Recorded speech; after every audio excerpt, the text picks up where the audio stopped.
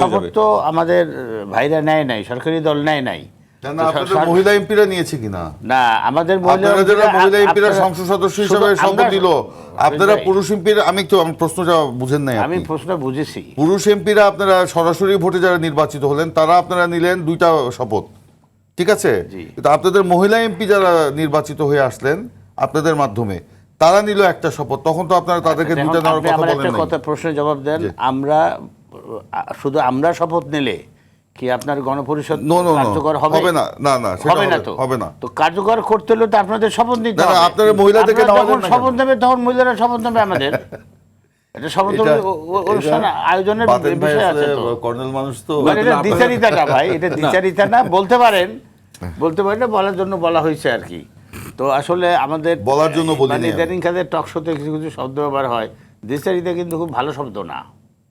একটা মানুষের ক্যারেক্টার সম্পর্কে এটা খারাপ মিনিং প্রকাশ করে। মূল বিষয়টা হচ্ছে এক এক জায়গায় এক এক রকম, সেটাই তো। সেটা ঠিক আছে, বাট এখানে তো এটা প্রসঙ্গ আসে নাই এখনো। যদি হয় গণপরিষদ যদি গঠিত হয় তাহলে তোমাদের আলাপ আলোচনার মাধ্যমে যদি সুযোগ হয়, আছে কিনা আমি জানি না, সেটা আইনবিদরা বলবে। যদি হয় বা সংবিধান বিশেষজ্ঞরা বলবে। আইনবিদদের মধ্যে কিন্তু মিশ্র প্রতিক্রিয়া আছে বাতিন ভাই, আপনি সেটা জানেন। আমি একটু ছোট করে আপনার কাছে তুলে ধরি। আইনবিদরা বলছেন যে যারা নির্বাচিত সংসদ সদস্য তারা যে কাজ করবেন আর সিআরসি একই কাজ, এখানে আলাদা করে শপথের প্রসঙ্গটা কেন আসে এটা নিয়ে তাদেরও প্রশ্ন। মিশ্র প্রতিক্রিয়া আছে, পক্ষে বিপক্ষে মন্তব্য। শপথের কথা ছিল আমাদের জোরে সরতে আমরা নিয়েছি। আমরা তো ওই দিনের আগ পর্যন্ত জানতাম না যে সরকারি দল নেবে না, আর শপথের তো আলাদা সময় ছিল।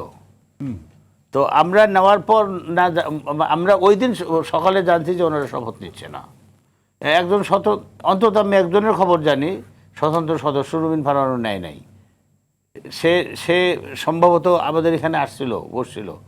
তারপর ওই একটা শপথ করে ওই পরের শপথটার সময় মানে উনি উঠে চলে গেছেন, উনি সামনে বসেছেন। আমাদের মন্ত্রী ইশাক হোসেনও ছিল। হ্যাঁ, ইয়াও ছিল, ইশাক হোসেনও ছিল।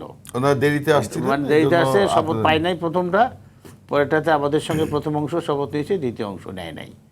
তো এটা তো যদি হয় আলোচনার ভিত্তিতে সুযোগ থাকে তখন আমাদের মহিলা এমপিরা শপথ নেবে।